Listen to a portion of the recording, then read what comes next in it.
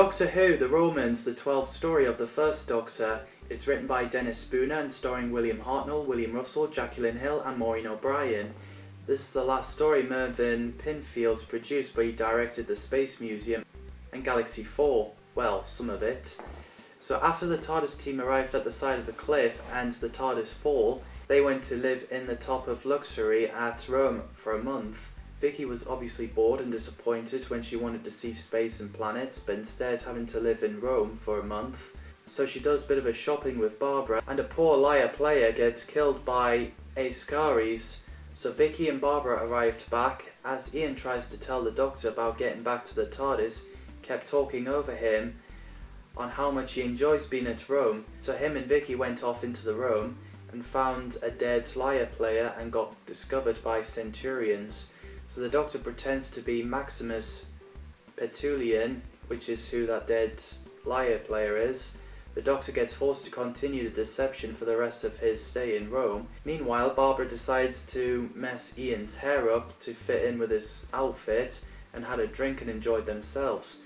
And we get a funny moment about the fridge where the penny drops. So Didius and Sevcheria came in to capture Ian and Barbara as Barbara tried to hit one of those two men with a vase but accidentally hits Ian and he gets knocked out. So they get taken away and tied up to a slave cart. So they made Barbara an expensive slave and she's devastated when Ian gets taken away from her. So the Centurion tells the assassin where the Doctor is sleeping.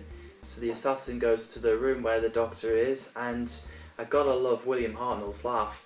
So in episode 2, All Roads Lead to Rome, we get an awesome fight scene between the Doctor and the assassin. What's happened? So Vicky chased him with a vase and he fell out the window.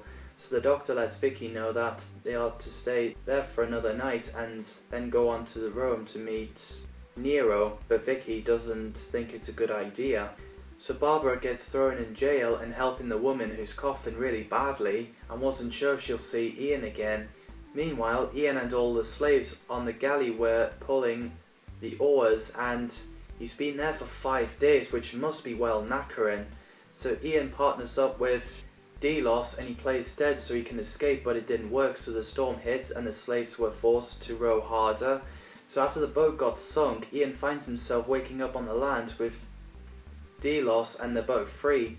So Delos agrees to go with Ian back to the Rome for Barbara and the others. Meanwhile, as Barbara is still in the cell, Tavius came and wanted to buy Barbara, but he can't let her free, but she will be treated reasonably as a slave. As he tries to buy her, the guard says that she is to be sold at the auction and the poorly woman will be given to circus, which is horrible. So as Barbara is at auction, Tavius managed to win her and took her to his home. So the Doctor and Vicky meets Nero and the Doctor needed some more practice to play on that lyre. So Ian and Delos gets recaptured and thrown into jail, wondering who they're going to fight, and he sees lions outside, which is so intense. We don't know how he's going to make it out of this one until we watch the next episode. Again, William Hartnell did so well playing the first Doctor. He made a good Roman as well and his fight scenes are amazing. Maureen O'Brien is great as Vicky. She's like a granddaughter to the Doctor, like Susan, which is nice. I always loved William Russell and Jacqueline Hill as Ian Chesterton and Barbara Wright. Very likeable teachers. Derek Francis played Nero, who's the 5th Emperor of Roman Empire in the 1st century AD, who caused the Great Fire of Rome. Brian Proudfoot played Tigellinus, who's a minister during the time where Nero is the Emperor. Kay Patrick played Poppaea Sabina, Nero's wife, and she later played Flower in The Savages. And Tara played Locusta, who's a poisoner. They did really well with their roles. We also have Barry Jackson played Ascaris, who's an assassin. They also revealed that he played Construct Hadrian's Wall. The timing of the possibility is somewhat problematic. Barry Jackson later played Garvey in Galaxy 4 and Mission to the Unknown, and Drax in The Armageddon Factor. Michael Peake played Tavios, who's a member of Nero's court, and he and Maximus plans to kill Nero. Peter Diamond played Delos, who's a slave at Rome and became friends with Ian when they pulled the oar on the boat. Edward Kelsey played a slave buyer. Edward later played Resno in The Power of the Daleks and Edu in The Creature from the Pit. Gerton Klober played galley master who gets the slaves to move the boats with the oars, and Gerton later played Ola in The Macra Terror. I think the casts did it really well. The music by Raymond Jones is great as well. So in episode 3, Conspiracy, it turns out that Ian and Delos are fighting each other. Vicky wants to look around the palace and the Doctor tells her not to interfere with history. So as Nero flirts with Barbara, the chasing around goes on for a while. We get a funny scene where Nero fell over and Vicky trying not to laugh. The Doctor saved Nero from being poisoned because of history. So in the evening, as everyone is having their tea, Tavios tells that all is in place for tomorrow, so the Doctor plays the lyre and everyone applauded. The Doctor said it was similar to The Emperor's New Clothes, a story idea which he claims to have given to Hans Christian Andersen, which is cool and interesting.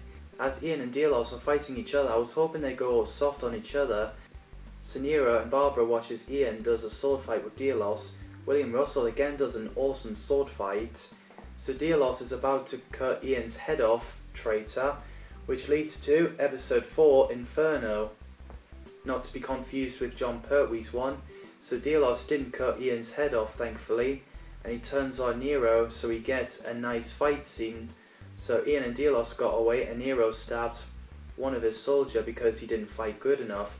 So Barbara caught up with Tavios, asking him to let Ian sneak in as there's guards all over the palace. So the Doctor and Vicky meets Nero again as he explains about his plans for a new Rome. So the Doctor used his glasses for the sun to shine on the map to cause it on fire. At first Nero was kicking off, but it gave him an idea for the plan, so eventually Ian and Barbara managed to get out, and so did the Doctor and Vicky as they watched the Great Fire of Rome. I enjoyed the banter after Ian finds out what they went through is all because Barbara accidentally hit Ian in the head with a vase. It's an amusing scene. So later the Doctor and Vicky came and we get a nice reunion. So they went back to the TARDIS. So after the banter we find out that the TARDIS is dragged onto a location. Wonder where it could be, but it leads to the web planet. So yeah, the story is done really well for a low budget. It's well written and directed, and I think everyone did a fantastic job. What's your thoughts of this story? Let me know in the comments down below. As always, thanks for watching and see you in the next video.